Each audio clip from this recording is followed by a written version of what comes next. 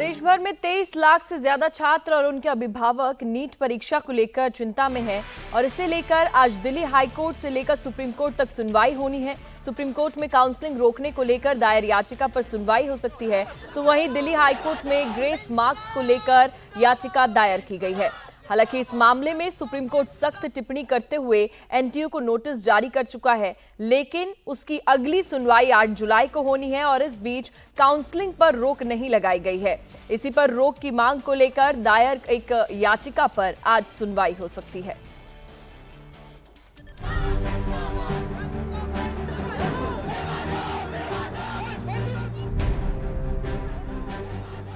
ये आक्रोश बढ़ता जा रहा है और साथ ही बढ़ रही है 23 लाख उम्मीदवार और उनके परिजनों की चिंताएं। इस चिंता के बीच अभी तक का अपडेट जान लीजिए। सुप्रीम कोर्ट ने एनटीए को नोटिस दिया है, लेकिन काउंसलिंग पर रोक नहीं लगाई है। सुप्रीम कोर्ट में 26 दिन बाद यानी 8 जुलाई को सुनवाई होगी। करीब 20,000 छात्रों ने देश भर की अदालतों में याचिका लगाई है। परीक्षा रद्द करने, ग्रेस मार्क्स में धांधली और पेपर लीक को लेकर याचिका दायर की गई है। काउंसलिंग रोकने को लेकर दायर याचिका पर दिल्ली हाई कोर्ट आज सुनवाई करेगा। मामले की जल्द सुनवाई को लेकर दायर याचिका पर भी आज सुप्रीम कोर्ट में सुनवाई हो सकती है। फिलहाल काउंसलिंग पर कोई रोक नहीं है, जिससे उम्मीदवार ज्यादा परेशान दिख रहे हैं। 1 जून को कुछ बच्चों ने ये जो बीआईएल कर रखी है, ये अराउंड थी पेपर लीक के बच्चों ने की है। कोर्ट नंबर 12 में केस था, तो वहाँ पे बोला गया कि sanctity of exam is compromise और एनटीए से इसके लिए एक ऑफिशियल जवाब मांगा है और बोला है कि 8 जुलाई को आगे इसको देखेंगे। हमारा जो इश्यू है वो अभी कल हमारा जो इश्यू है वो कल लिस्ट होगा। मेंशनिंग के लिए आज हम लोग ने किया है। सुप्रीम कोर्ट ने एनटीए से कड़े शब्दों में नोटिस जारी करके जवाब मांगा है, जिसकी सुनवाई 8 जुलाई को होगी, लेकिन तब तक छात्रों की बेचैनी बनी रहेगी। देखिए, मल्टीपल पिटिशंस कोर्ट के सामने लिस्ट हुए हैं। Some of the petitions were filed before the declaration of results on the basis that there has been a leak of the paper itself. तो उसके बेसिस पे कुछ पिटिशंस लिस्ट हुए थे।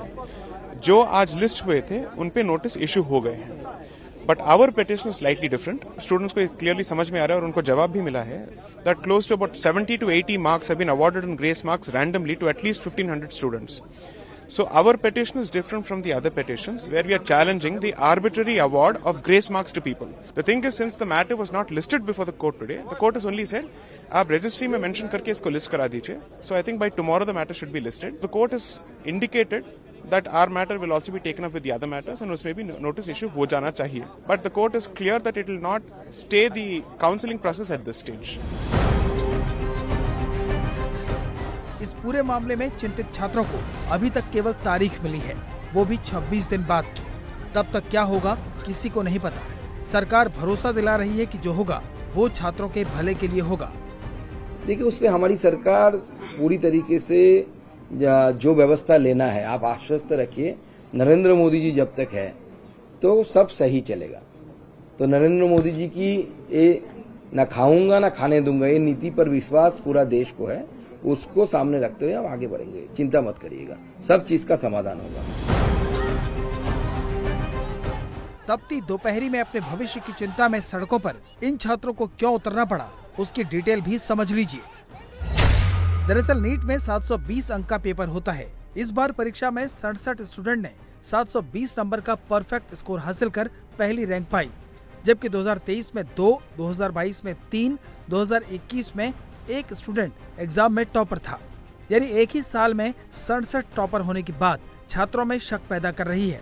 वहीं टॉपर्स की मेरिट लिस्ट में 8 स्टूडेंट्स के नंबर एक ही सीरीज के हैं, जिनमें से 6 को पहली रैंक मिली है।